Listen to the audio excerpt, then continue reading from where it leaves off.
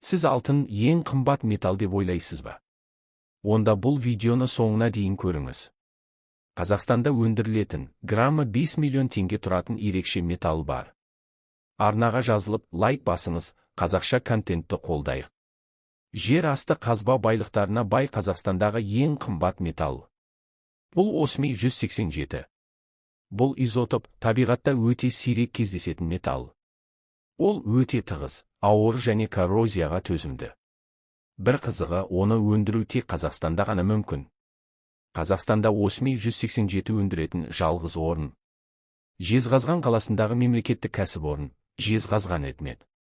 Бұл мекеме сирек металдарды өңдеумен айналысады. Және осмийді тек арнайы технологиямен бөліп алады. Бұл металды экспорттайтын әлемдегі санаулы елдің бірі. Дәл осы Қазақстан. Осмий 187 1 граммы 10 мың ақш доллары. Яғни 5 миллион теңге тұрады. Бұл алтыннан 300 есе қымбат. Бұрын 1 граммы 100 мың доллардан да асқан кездер болған. Бірақ өндіріс көлемі мен нақты табыс мемлекеттік құпия. Бұл ақпарат Қазақстанда ресми түрде жарияланбайды. Кәсіпорын мемлекеттік, яғни жеке меншіктің қолында емес. Осмий ядролық медицинада, ғарыш технологияларында және ғылыми аспаптарда қолданылады.